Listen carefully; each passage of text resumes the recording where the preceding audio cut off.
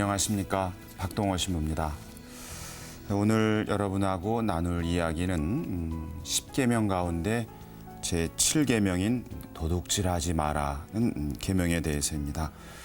너무나 당연한 이야기죠. 도둑질하지 마라. 그것은 굳이 꼭 종교적인 계명이 아니더라도 사람이 살면서 다른 사람의 재물에 대해서 부당하게 그 손해를 끼치거나 부당하게 자기 것으로 삼는 것은 고래로부터 지금까지 아마 또 앞으로도 그것은 당연하게 금지되는 행위일 겁니다. 도둑질하지 마라. 너무나 당연하지만 우리 가톨릭 교회 교리서에서는 그 안에서 여태까지 아마 우리 교우들께서 생각하지 않았던 여러 내용을 담고 있어서 오늘은 그 내용을 중심으로 살펴보도록 하겠습니다. 우리 사람은 자기 재물, 자기 것으로 삼았을 때 첫째로는 소중하게 여깁니다. 두 번째로는 그것으로 자기 것을 좀 더 좋은 것으로 가꾸기 위해서 이제 개발하거나 또는 이제 관리하는데 신경을 많이 쓰겠죠. 그리고 또 세 번째로 자기 것일 경우에는 그것을 가지고 잘 자기에게 맞도록 잘 활용할 겁니다. 제대로 잘 활용하는 것이죠. 그냥 함부로 쓰는 게 아니라.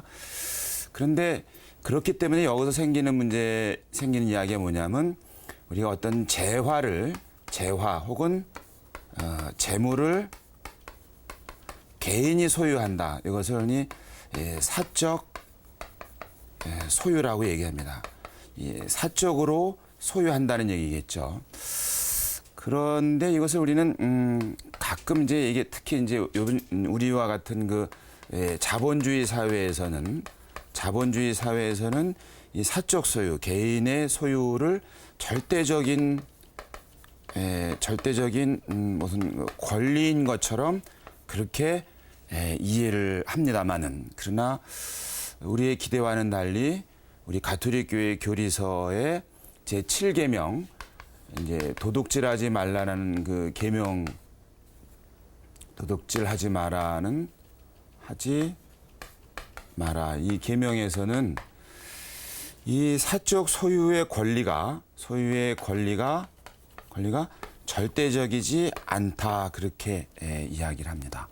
이보다는 오히려 이거와 좀 대칭되는 개념인데, 이것은 소유의 권리 아니겠습니까? 소유의 권리인데 또 다른 한편에서는 이 재화 사용에 좀 일상에서는 쓰이지 않는 용어입니다만, 재화 사용의 보편적 목적의 원리, 이런 말이 있습니다. 소유는 내 것으로 하되 그것을 사용할 때에는 보편적으로 말하자면 나만을 위해서가 아니라 남들을 위해서도 모든 일을 위해서 그렇게 사용해야 한다. 모든 재화는. 그런 이제 원리인데요. 사적 소유권이 재화 사용의 보편적 목적보다 앞서지 않는다. 그것이 도둑질하지 마라라는 그 계명을 설명하는 가톨릭 교회의 교리의 첫 번째 내용입니다. 어떻습니까? 여러분 수궁이 가십니까? 내 것을 소중하게 여기고 내가 잘 관리하고 내가 잘 활용한다. 그렇기 때문에 개인이 사적으로 소유하는 것이 한 집단이 소유하는 것보다 훨씬 유리하다. 그 말은 맞죠. 그래서 거기에서 나온 것이 사적 소유의 권리를 말합니다. 재산을 자기의 이름으로 갖고 있는 것이죠. 갖는 것에 대해서는 그 권리를 인정하지만, 그러나 그것을 사용하는 데 있어서는 자기만을 위해서가 아니라 보편의 목적을 가지고 사용해야 한다는 뜻입니다. 이것이 우리 사회에서는 좀 많이 훼손돼 있다고 보는 게 맞습니다. 왜냐하면 우리는 내 것을 내 마음대로 내가 원하는 대로 쓰는데 웬 참견이냐, 이런 식의 대화가 있을 수 있죠. 그러나 그렇지 않습니다. 내 것이라 하더라도 사용할 때는 그것을 모든 사람에게 유익하도록 사용해야 된다. 그것이 가톨릭 교회의 도둑질하지 말라는 계명의 첫째 설명입니다. 우리 사회 특히 자본주의 사회 이제 최근에는 이 자본주의 앞에 이제 자유라는 말도 들어가는데요. 자유자본주의라 쓰는데 그 말은 소유의 권리뿐만 아니라 사용을 자유롭게 한다는 뜻도 담겨 있는 것은 아닌가 해서 조금은 걱정스럽습니다. 왜 그러냐 하면 이것이 이제 전통적으로 그 토마스 아퀴나스라는 그 신학자가 계신데 이분의 그 유명한 설명이 뭐냐면요. 재화는 사람의 것이 아닙니다. 본성적으로 모든 것은 하느님의 것입니다. 모든 것은 하느님의 것이고 하느님은 그것을 만드셨을 때 모든 재화에 거기다가 나름대로 고유한 본성을 심어 놓으셨는데 이 본성대로 활용되는 것을 토마스 아퀴나스 성인은 이것을 선한 것이다라고 말합니다. 본성에 어긋나게 악용되는 것은 활용이 아니고 악용되는 그것을 악이라고 말합니다. 그래서 토마스 아퀴나스 성인이 아주 잘 설명한 게 뭐냐면 우리가 식탁 위에 있는 이제 요 빵이 있는데 말이죠. 이 빵은 분명히 만들어 놓은 겁니다. 하느님의 것입니다. 기본적으로. 그럼 빵의 본성은 뭐냐면 빵은 그 자체로 이게 그림의 빵이면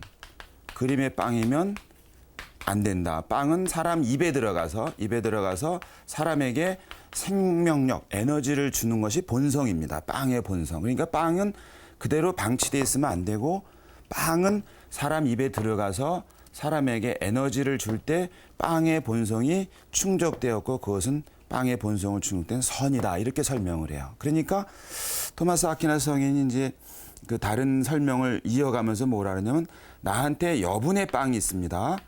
여분의 빵. 나한테는 이 빵이 없어도 돼요. 나는 지금 배가 불러요. 근데 빵이 나한테 남아있어요. 5개가 남아있는데 나한테는 있는데 내 이웃에게는 빵이 없어가지고 이틀을 굶었어요. 예를 들어서 이틀을 이제 굶었으면 그러면 내가 남은 빵 5개를 이 사람에게 주는 것은 내가 사랑을 실천하는 것이겠죠. 그러나 토마스 아퀴나스 성인은 그렇게 접근하지 않고 이 빵이 본성상 사람의 입에 들어가서 그 사람을 살리는 것이 빵의 존재 이유라면 이 빵은 당연히 이들에게 가야 된다. 이 그림 남아있는 여분의 빵으로 남아있으면 안 된다. 빵은 그냥 그림으로 볼 수 있도록 그렇게 만들어진 것이 아니라 사람들 입에 들어가서 그를 살려야 된다는 것. 그런 점에서 토마스 아퀴나스 성인은 이 빵이 일로 가지 않은 거, 이것을 악이라 그런 겁니다. 이 사람이 선한 행동을 했느냐 안 했느냐, 이 사람이 옳은 마음을 가졌느냐 안 가졌느냐 이것을 따지는 것이 아니라 이 빵의 본성이 충족되었느냐 충족되지 않았느냐를 가지고 선과 악을, 그 사물의 선과 악을 이야기하기도 합니다. 도둑질하지 말라는 얘기를 하면서 제가 이 말씀을 드리는 것은 특히 재화 가운데 말이죠. 재화 가운데 어떤 사람이 사적으로 소유해서는 논란이 되는 재화들이 많습니다. 예를 들면 땅은 전통적으로 이것은 생산 수단이죠. 지금은 이제 안 그렇습니다만 전통적으로 농경 사회에서는 땅을 가지고 있는 것과 땅을 가지고 있지 않은 것의 차이는 굉장히 큽니다. 땅을 가지고 있으면 농경 사회에서는 거기서 곡물을 소출하겠죠. 그다음에 곡물은 사람이 사는데 반드시 필요한 건데, 근데 이 땅을 갖지 않은 사람은 자기가 곡물을 생산할 수가 없죠. 그러면 땅을 가지고 있는 사람에게 필연적으로 의존적이 될 수밖에 없다. 그것이 사회생활에서는 땅 주인과 예를 들어서 노예가 될 수 있는 거죠. 노예 같은 경우는 생산 수단인 땅을 갖고 있지 않기 때문에 자기와 자기 가족이 먹고 살 곡물을 생산해낼 수가 없고, 그러다 보니까 생산 수단인 땅을 가지고 있는 사람에게 의존할 수밖에 없고, 말하자면 의존한다는 얘기는 주종의 관계로 사람의 평등한 그 상태를 깨트리게 되는 거겠죠. 그런 것을 우리는 그러니까 개인이 소유하는 것보다는 개인이 소유하지 않는 것이 공동의 선익을 위해서 필요하다고 그렇게 판단되는 그런 재화들이 있는데 그런 것을 흔히 우리는 공공재라고 얘기를 합니다. 공공재. 또 다른 것은 사유재, 대칭되는 것은. 공공재라는 것은 개인이 소유하는 것이 아니고 공공의 선익을 위한 재화. 예를 들면은 어떤 게 있을까요?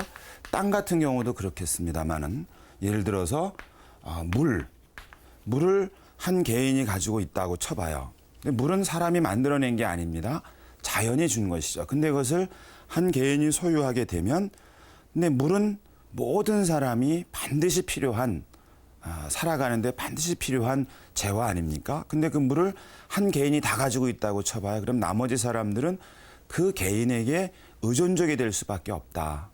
그래서 물이라든지 최근에 같은 경우는 뭐 전력 같은 경우도 지금 이제 산업 사회에서 또는 도시 사회에서든지 오늘날 사회에서 전력이 없으면 전기가 없으면 하루도 살기 어려운 형편 아니겠습니까? 근데 나만이 아니라 주로 모든 사람이 그렇습니다. 노인에게는 전력이 필요 없고 어린아이에는 전력이 필요한 게 아니고 그 공동체에 사는 모든 사람의 반드시 생활에 필요한 필수품이겠죠. 그다음에 또 뭐 도로 같은 경우도 해당이 되겠죠. 그다음에 뭐 학교, 좀 확장하면 병원 이런 것들은 말하자면 한 개인이 소유한다면 이것을 한 개인이 소유한다면 나머지 타인이 이 개인에게 필연적으로 의존할 수밖에 없게 된다. 그럼 이 개인이 선한 행위를 하게 되면 그나마 괜찮은데 이 개인이 탐욕을 부리기 시작하면 다수의 타인들은 삶이 고통스러워진다는 것이죠. 그런 의미에서 공공재의 성격을 갖고 있는 재화들은 더더욱 보편적 목적을 우리가 갖고 사용해야 한다고 말씀드릴 수 있습니다. 근데 좀 우려스러운 것은 뭐냐면 최근에 우리가 이제 흔히 이제 자유주의란 말을 쓰지 않습니까? 근데 이게 정치적 의미의 자유를 말하지는 않습니다. 이 자유주의라고 말할 때 많이 쓰는 그 속에 담겨 있는 뜻은 앞에 자본 혹은 경제의 자유를 얘기를 합니다. 근데 자유주의가 말하자면 경제의 자유, 자본의 자유란 말은 사회 및 정치 영역의 통제를 받지 않겠다는 뜻이기도 하죠. 그것이 아마 자본주의의 역사와 궤를 같이 할 겁니다.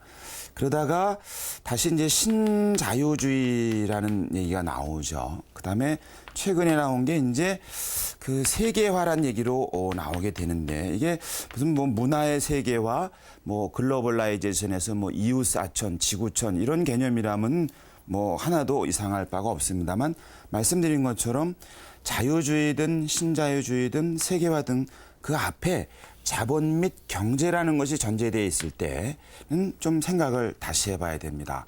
예를 들면 이것이 공공재의 성격은 공공의 이익을 위해서 혹은 그 구성은 대다수에게 반드시 필요한 그 재화인데 이것을 세계화라고 말할 때 흔히 얘기하는 것이 관세를 철폐하는 걸 말합니다. 세금을 이제 국가라든지 공동체가 그 공동체를 보호하고 또는 구성하는 공동 구성원을 말하자면 지켜내기 위해서 정치가 개입을 하는 것이고 사회가 개입하는 장치 중에 하나가 관세라는 것이죠. 그러니까 이 관세를 세계화라는 이 경제의 자유주의 또는 경제의 세계화가 말할 땐 관세를 철폐하자 말하자면 그 나라와 나라 사이의 벽을 허물자 이런 뜻이거든요. 그렇게 볼 수 있습니다. 그 말은 또 좀 더 나아가면 바로 이런 공공재는 말하자면 공공의 성격을 갖고 있기 때문에 공권력, 뭐 말하자면 국가라든지 공권력 혹은 뭐 지방자치단체든지 아니면 사회라든지 이런 것이 통제 영역을 둡니다. 개인이 함부로 그것을 자기의 이익만을 위해서 사용하지 못하도록 공권력의 통제하에 놓게 되는 거죠. 도로 건설도 그렇고 전력도 그렇고 물도 그렇고 수도도 그렇고 학교 공교육이 그렇고 병원을 비영리 재단으로 두는 것도 다 그렇습니다. 그런데 이것을 세계화라는 관점이 이것을 만약에 사유재화 좋게 말하면 사유재고 또 우리의 그 언론이나 이런 데서 많이 얘기되는 것이 민영화라 그러죠. 민영화. 민영화하게 되면 이제 효율을 높인다는 얘기를 합니다. 효율은 좀 제가 칠판이 좀 어지럽습니다만 효율은 들어가는 거하고 나가는 것의 비율을 말합니다. 그러니까 들어가는 것이 100이면 나가는 것이 120이다. 그러면 효율은 120%라 그러죠. 근데 이것은 말하자면 경제 논리로 말하면 당연히 효율이 필요합니다. 그러나 사람의 삶이라는 것, 사람의 사는데 필수적인 기본 요소들은 사람을 대상으로 합니다. 사람을 대상으로는 효율을 가지고 만약에 하게 되면 효율적인 사람은 살아남아도 되고 비효율적인 사람은 죽어도 된다. 사람의 생명이나 삶을 그렇게 따지는 것은 굉장히 위험합니다. 사람을 사물로 수단으로 전락시킬 위험이 아주 큽니다. 사람을 이야기할 때는 효율이 아니라 기대하는 치에 효과가 있느냐를 따져야 됩니다. 말하자면 물을 줬으면 그 사람이 물을 마시고 갈증을 해소하고 원기를 회복해서 일상적인 생활을 했느냐가 물이 말하자면 효과적이냐 효과적이지 않느냐를 따져야 되는 것이지 사람을 놓고 이야기할 때 이 효율을 얘기하게 되면 사람을 수단으로 전락시킬 위험이 굉장히 큽니다. 우리 사회에서 우리가 좀 부지불식간에 이 효율과 효과를 우리가 혼돈하면서 말이죠. 사람에 대해서도 효율성을 요구하는 그런 가치관이 뿌리 깊게 지금 자리 잡아가고 있는 것 같습니다. 그렇다면은 사람 가운데서도 효율성이 높은 사람은 남아도 되고 효율성이 떨어지면 도태해야 된다. 쉽게 말하면 자연 도태설을 사회 도태설을 사람에게까지 적용하게 되는 것이죠. 그렇게 되면 사람이 함께 사는 사회라기보다는 살 만한 사람과 살 값어치가 없는 사람으로 나눠지게 될 것입니다. 소위 말하면 경쟁력을 갖춘 사람과 무능한 사람으로 나누어서 무능한 사람을 짐으로 여기고 함께 살 대상으로 보지 않는 끔찍한 아마 사회가 되지 않을까 생각합니다. 어쩌면 우리 사회는 점점 그와 같은 길로 접어드는 것은 아닌가 걱정이 될 때도 많습니다.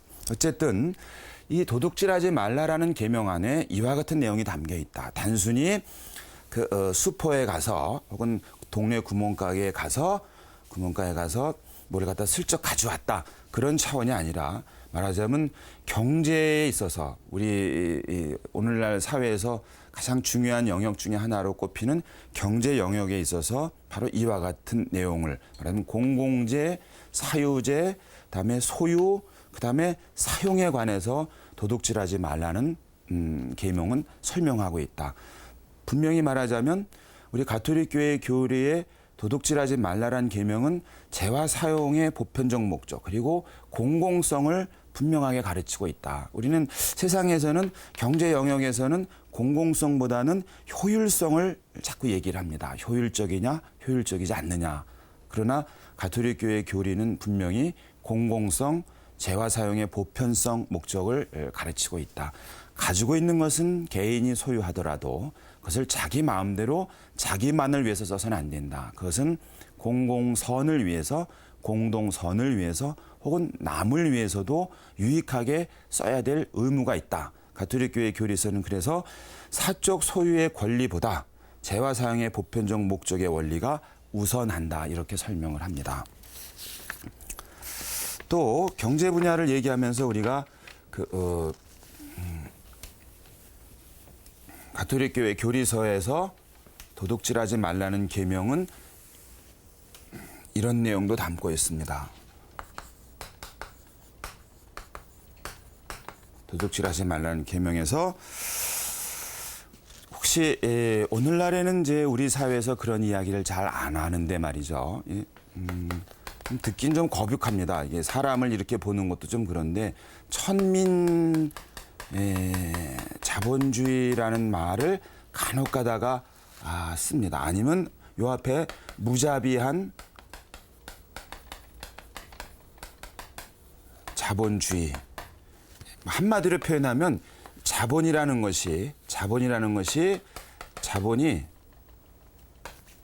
사람보다 귀하다. 뭐 좀 유행가 말로 말하자면 사람 나고 돈 낳냐, 돈 나고 사람 낳냐 이제 이 얘기인데 저 천민자본주의나 혹은 무자비한 자본주의라는 이야기를 할 땐 아주 쉽게 풀어서 얘기를 하자면 돈이 사람보다 귀하다 그 말을 하는 겁니다. 어떻습니까? 오늘날 우리 사회 돈이 사람보다 귀합니까? 아니면 사람이 더 귀합니까? 자신하기 어려울 것 같습니다. 왜냐하면 불과 몇십 년 동안 우리나라가 한국전쟁을 거치고 아주 소위 말하면 고도 압축 성장을 하면서 근데 여기서는 고도 압축 성장을 말할 때 성장이 뭐냐면 흔히 말하면 경제를 얘기한 겁니다. 우리의 표현, 우리의 구어 중에 잘 살아보세 이런 게 있지 않았습니까? 여기서 잘 살아보세가 이 잘자가 말하자면 그 인간으로서 품위 있게 자기의 존엄함을 그렇게 실현해가면서 하는 것이 아니라 말하자면 돈을 많이 벌어서 안락하게 살자. 그러니까 좀 경제를 많이 얘기했던 겁니다. 물론 그 한국 전쟁을 거쳤기 때문에 폐허가 된 나라에서 불가피한 선택이었습니다만 그러나 이게 잘이라고 우리가 흔히 얘기할 때 이런 인간의 품이나 존엄함이라 이런 가치가 아니라 말하자면 이 경제만을 얘기했던 것이죠. 그래서 우리도 요즘에도 아직까지도 이 얘기를 많이 합니다. 뭐 경제 대국 또는 뭐 경제 성장, 세계 경제 질서에서 뭐 무역 혹은 뭐 수출입에서 매디를 차지하니 이런 것들이 우리들을 이렇게 들썩들썩이게 하죠. 그러다 보니까 어떤 경향이 생겨버렸냐면 이 돈이 소위 말하면 돈 또는 자본 혹은 경제라는 것이 이런 것들이 경제든 자본이든 돈이든 간에 이것들은 전부 다 사람을 위한 수단에 불과합니다. 수단입니다. 도구란 얘기입니다. 도구. 그리고 사람은 뭡니까? 당연히 목적이어야 됩니다. 사람이 도구와 목적이 이게 뒤바뀌어 버리면 곤란합니다. 천민자본주의 혹은 무자비한 자본주의라고 말할 때는 바로 사람이 도구로 전락되는 겁니다. 그래서 우리 가톨릭 교회 교리서는 이 점에서 세 가지를 얘기합니다. 한 가지는 재물에 대해서 사람 개인은 절제의 덕을 갖추라. 절제의 덕. 그죠? 그다음에 두 번째로는 이웃의 권리 혹은 이웃의 것을 이웃에게 있게 하라. 뭐 말하자면 도둑질하지 말라는 얘기입니다. 있게 해라. 그걸 우리는 정의라고 합니다. 정의의 덕이라고 얘기를 합니다. 이걸로 남지 않고 우리 교회는 한 걸음 더 나아서 황금률 있지 않습니까? 황금률에 따라서 또는 연대의식 황금률에 따라서 이웃을 또 다른 남이 원하는 대로 해주고 남이 원하지 않는 걸 하지 말라 이런 황금률에 따라서 우리는 연대의식을 요구합니다. 그냥 나만 절제하고 남의 것에 내가 침해하지 않고 뿐만 아니라 한 걸음 더 나아가서 연대하라는 것을 도둑질하지 말라는 계명에서 가르치고 있습니다.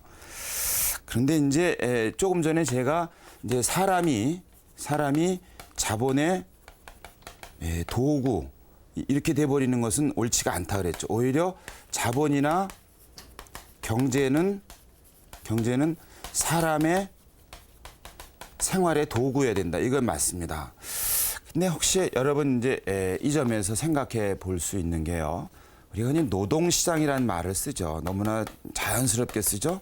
그다음에 노동의 유연성이라는 말도 쓰죠.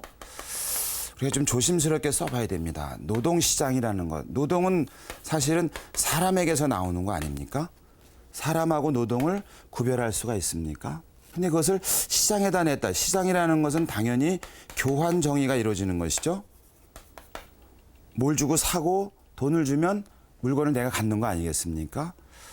옛날에는 대놓고 노예라고 해가지고 사람 자신을 시장에서 사고 팔았습니다. 부당하죠. 불이합니다.